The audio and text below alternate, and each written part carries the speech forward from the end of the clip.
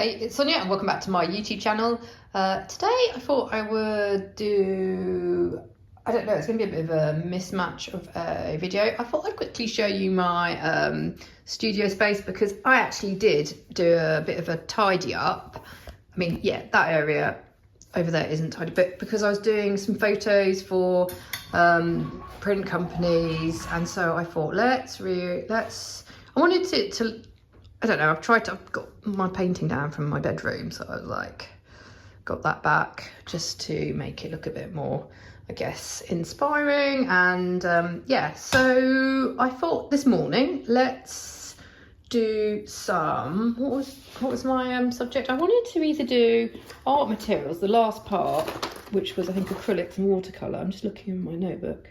But then I thought about, let's do together on the desk, some art when you're not really feeling it, just ideas that I've sort of gathered from the last few weeks when I did have a bit of a art slump. So I'm just going to put this on the overhead, which I actually need to get out because I took it off my desk. Yes, so basically I was thinking about making a vlog. So the problem is when I make little snippets of videos, maybe I'll add that to a video in the future, but it just seems easier sometimes to sit down and do kind of an unedited, just start afresh and make a video, as it were, in one day, because otherwise I lose track of what I've been doing. I mean, essentially, I have been still making art in this abstract sketchbook, that there's a recent video from one that I recently completed. And to be honest with you, this is already filling up. I don't know why it's just such, I feel, but the good thing is even though it's filling up, I know I can go back to it as well. And I've had real fun. Also, it's another idea of mine, is sort of treating sketchbooks, some of these sort of more sketchbooks that you get that haven't got the best paper. Also, it's like scrapbooks to paste in. This is, you know, my kids' work, but I really like these pieces. And I know they sort of give me ideas. They didn't want them anymore, but I kind of like them in this, in with my own work, weirdly, and I think it's inspiring. And I'm trying recently, and this is what I'm coming to in terms of like, the awful reality is I actually don't think I do have that many art slumps really in general, because I enjoy, it's something I love, I've always loved. Yeah, it's not, I don't have massive periods of creative block or burnout really, but I do have obviously the ebbs and flows of sometimes, for whatever reason, I'm not feeling as into it maybe, or there's other stuff on my mind, I guess. And that's when I sort of look to more, I guess I need to, it's maybe an indication to step away from what I've been doing and freshen things up, or just take a bit of a break, as it were. But a break for me is not necessarily to stop making art, which might work for some people, is to do this sort of just very sort of, I guess, doodly, simplify my art a bit, if that makes sense. So that's what I've been trying to do recently in this sort of daily abstract journal. And the aim for me is for it to be daily, but the reality is some days, like this weekend was super busy, sometimes I don't get into it because I've got other things going on, and that is fine. But if you make the aim to do something, I think, daily, the reality is you're going to do it more than if you were just sort of didn't set yourself any goals with it. So what I wanted to share, particularly, just a couple of really, I'm going to start off with some really simple forms of making colours, marks, to do when, yeah, you absolutely have no energy. Maybe it's for times when you know, see people have ill, you know, when you're not working at full health, or you've got a lot of emotional stuff going on. Just, this is kind of, so this is, I think I've shown it before, but it is actually starting to fill up, and I did return to it recently, and it was like I thought this pocket size, I like to carry this sort of size around with me in my rucksack, with my purse and everything. And so I've always got a small notebook, sketchbook, that actually I did use this weekend when I was out at a soccer match, like, so I can make small sketches. But I feel if I'm going to do sketches outdoors, they tend to be like urban sketches, so I don't want to put a bit of effort in terms of this paper. So basically the one I've got in my rucksack at the moment that I like is an Artesia small sketchbook with quite nice mixed media paper. This one I think I brought up, I can't remember if it's Hobby Lobby or Hobby, one of the hobby ones, and it was a cheap one, and I just didn't like the paper at all. I didn't really feel I was loving it. So then I guess I didn't know what to do with it. So it's become an abstract. Then it became an abstract sketchbook, but it got more and more minimalistic in some ways. I really wanted to experiment with just using its space even in a small sketchbook. So I've got a bit more white space in these pages. And then I was like, well, I can even just, like a bit from a magazine, just stick on stuff, use it for collage. Generally, sometimes also if I'm finishing a painting, I've got a tiny bit of paint left. Yeah. So here's a flick through. And then it's become even more recently. I was sort of thinking like the whole Rothko or artists that just put colours against one another. In terms of mood, how did it make me, how does that make me feel, those two colour choices? Here, like, what is this? This is Japanese watercolour. Here, just playing about with sort of layering on top of some more watercolour or gouache with the metallics. Yeah, it is really, then I went sort of doodled over. I don't know why, it's funny really, I wasn't sure. There was a part of me that was like, what is this sketchbook? Maybe I'll just tear out recycle it or give it away just for someone else to use. But actually, it's a nice size to have in the studio just to grab when, you can do this in a minute, like a spare minute. You fill up a couple of pages, and even when I was feeling pretty, I don't know, washed out or just not loving my work, it's just a little way of, it feels like, yeah, you've achieved something, even if you're just seeing what how a colour works on this sort of paper, or a colour, getting that, like, that's quite a nice colour, maybe use that in another as a background for a still life. Yeah, this is interesting to me because this is, I'm gonna have to look at it because I should probably make notes. I've got a bit sloppy in not making notes. I think this is wax, and then I've come over it with those hard pastels, and then rubbed it with a tissue, just rubbed it all off again. But it's actually had a sort of a rather nice effect. And obviously did like it and repeated it on the next page. I mean, this is a scrap of an old sketchbook cover. Here, I didn't like the bit that I added on, so I just collaged that on top.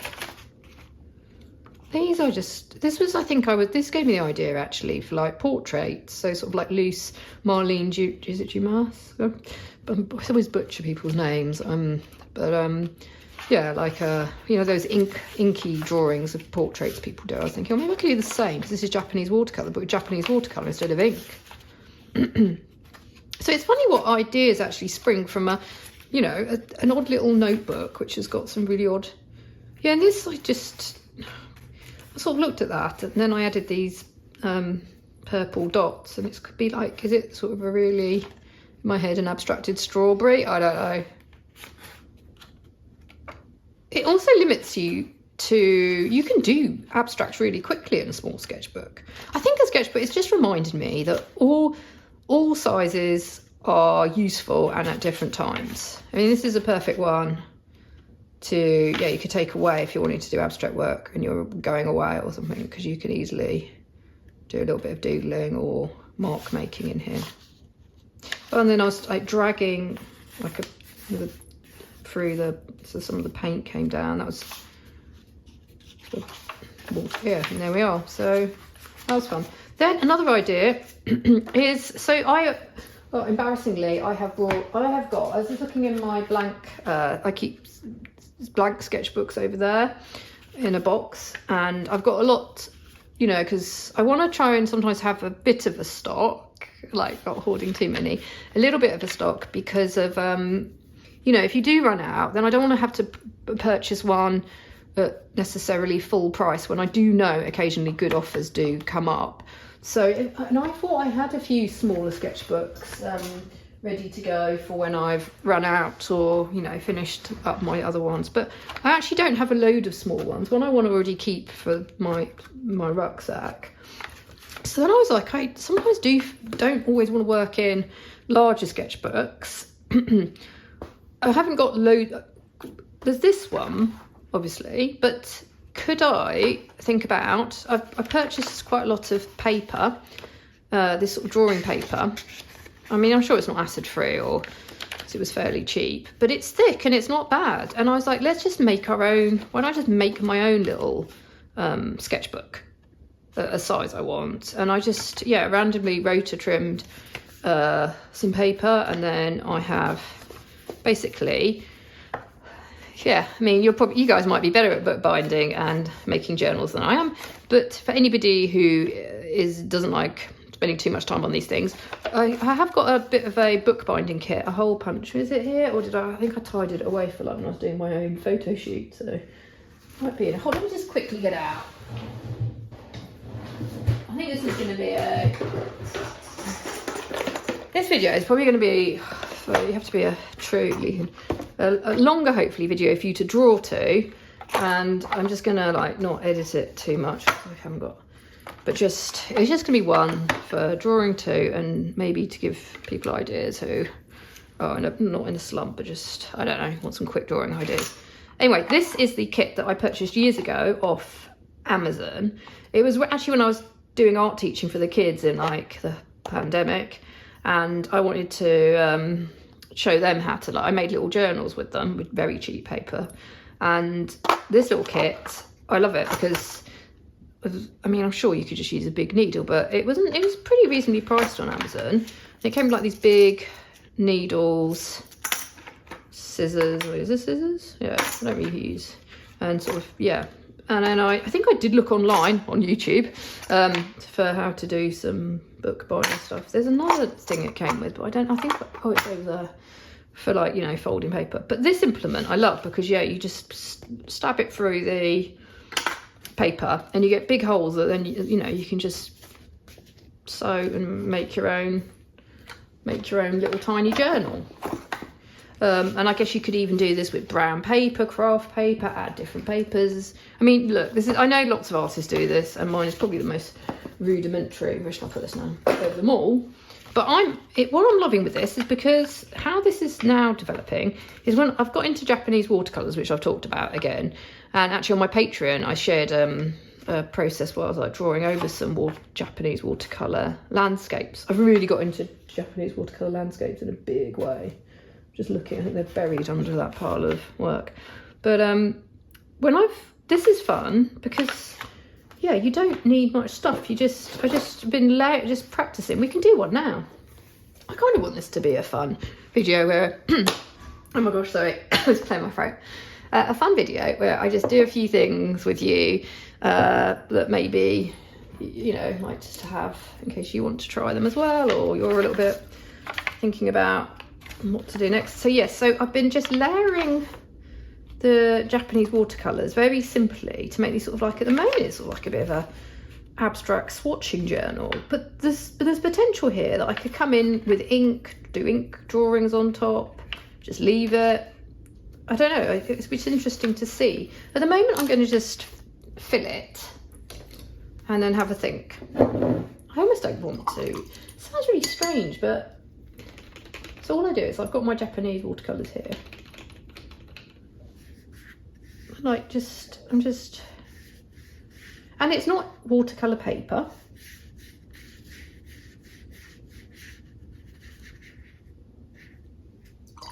It's just drawing paper.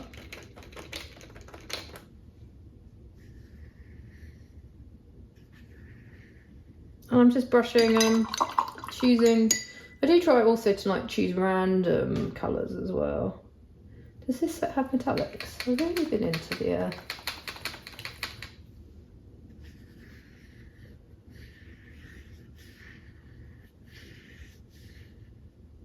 And then I guess you could also experiment with, I haven't got any typical, I was going to like blot it with something, like I need a little bit of tissue paper. I wonder what would happen if that was big.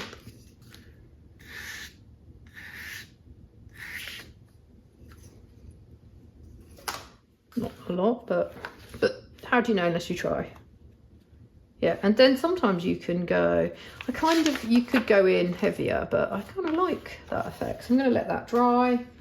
And then on this side, maybe change up, let's go for a darker.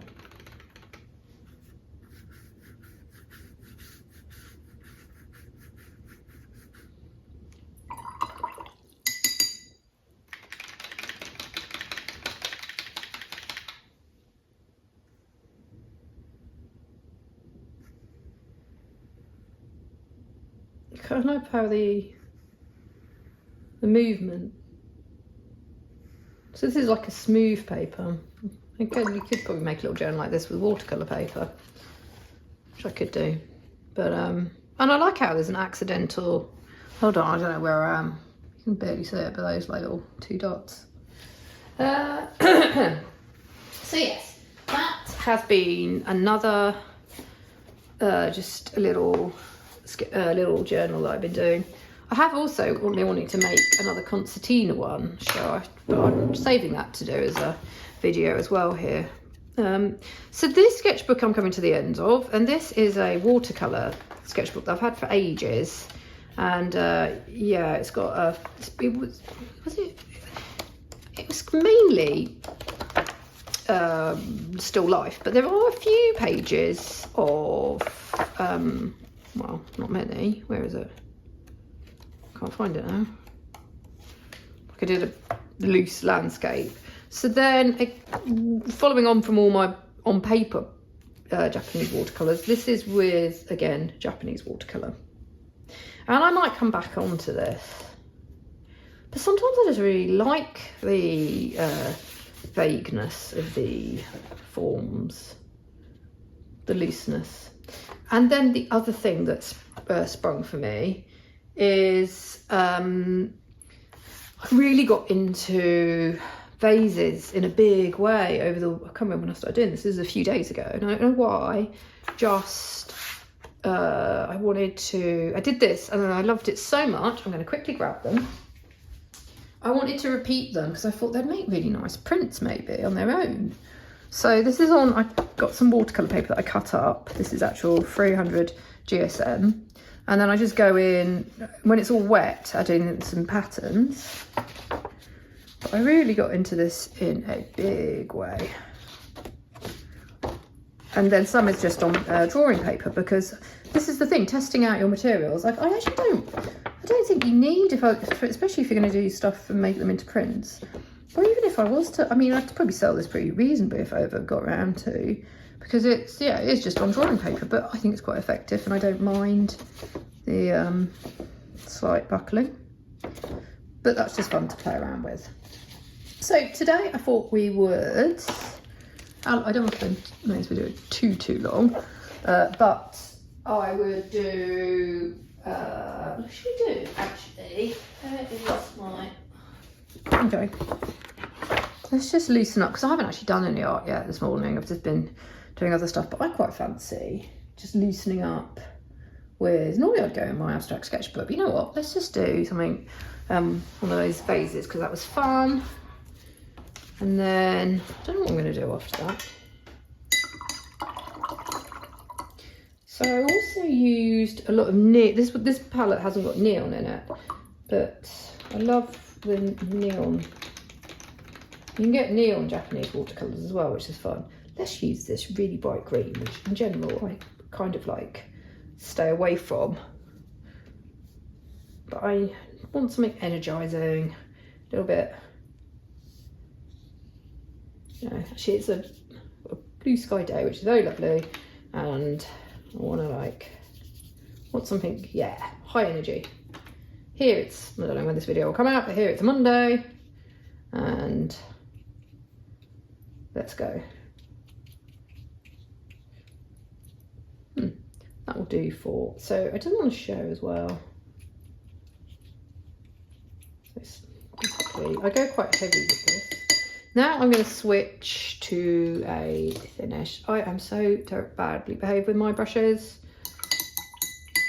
I want the red.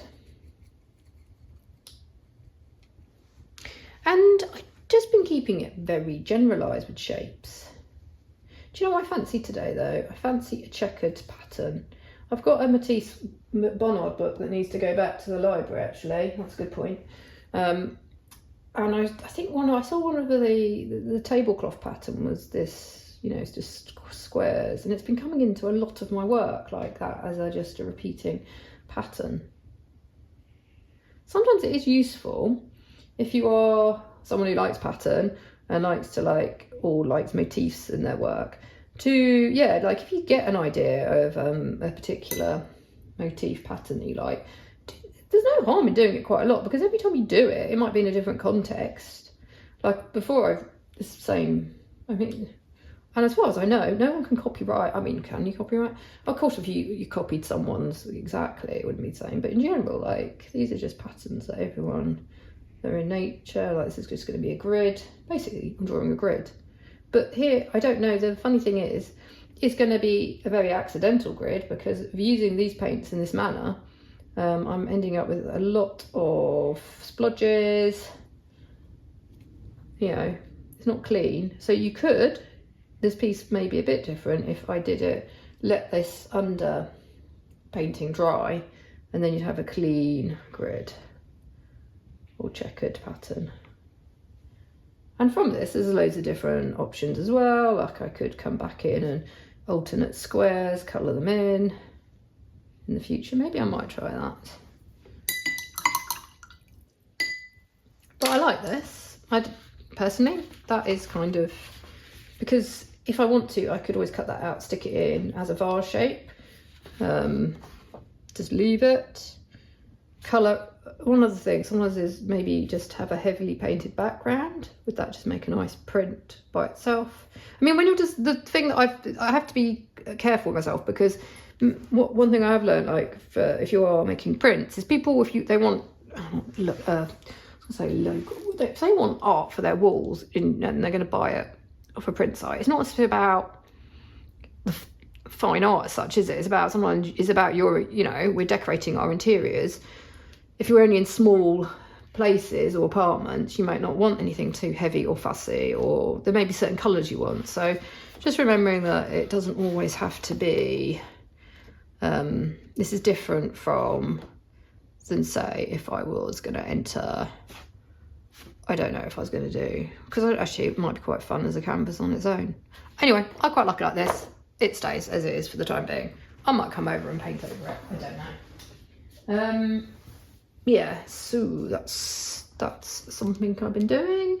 And then drawing, oh, I've left it inside, but I am still trying to practice my drawing skills of people as well. But I've got this other sketchbook that I've started now, because I felt like in the studio I want a smaller anything goes sketchbook, and the first page is just basically, see, even on this paper I love the effect of it was just sort of accidental, but I think this might just sort of be an anything type go studio one, because I don't have anything. All my sketchbook this size at the moment are my moleskin over here, because I keep all my sort of on the go ones. These are all like my landscape sketchbooks, which I could think about doing today as well. But these are like, I'm a bit precious about these ones because they're moleskin, so they are just for gouache landscapes. So that is what I'm up to this week. I need to edit some photos, maybe think about more, just have a think about what I'm doing, because it's been a bit all over the place. But it's nice, as I say, I wanted to share that little bit of I guess very easy, low pressure, fun art, because I think it allows you, if you are having an art slump, it's, just some ideas to do. Oh, one other thing can I just share as well before I go, that might be useful for people, is at the moment on my desk, because I was setting up to like make it look grand for a, you know, look nicer for a photo shoot. I have brought in my house plants, and there's some daffodils. But sometimes obviously if you don't have fresh flowers or little house plants, I go back to some of my old paintings from when I did, like, I think I even made this vase up, but I remember I did have some flowers, and I paint them again and again. But you can go back to your old sketches. So this led to, this one led to, where do I put it? This one. But I think it's different. I mean, oh sorry, I'm jogging the camera. I did try, it's changed, but this is what I copied. I use that for the forms. So that was quite an interesting experience, drawing from flowers like that. And then also, what was my other idea? Did I do the same? Hold on. Just in case anyone was wanting some ideas for flower references. This one, sometimes I like to go to Pinterest, and obviously they're not my photos, so I have to be a bit careful. But I mean, what you can do is look for things, you know, like a vase you like, and then you just borrow bits and pieces. Like I see something, but then I'll make it into my own. It's not at all, I feel, in any way, like, I don't, you know, everyone has to get inspiration from something, but yeah, it's not at all, if that makes sense. So basically you can go looking at flowers, obviously, online, and just then use them to make up your own arrangements, which is quite fun and a good way of practicing loosening up with flowers. This one is actually, I've got, this is when the daffodils hadn't fully bloomed, and I actually did try and, you know, represent them, but I didn't want to do the clear glass vase. I thought that was a bit boring, so I just wanted to go in with a hot pink vase. Okay, so thanks very much for watching this video. It's a bit of a, I don't know what sort of video this is, but just to give some ideas, and unedited, me chatting away, and hopefully it's been long enough that you've also had a bit of time to work in your sketchbooks, make marks, play. And yeah, I wish you a good week, or wherever you are, whenever you watch this, wherever you are, and I'll say bye, and yeah, see you next time. Bye.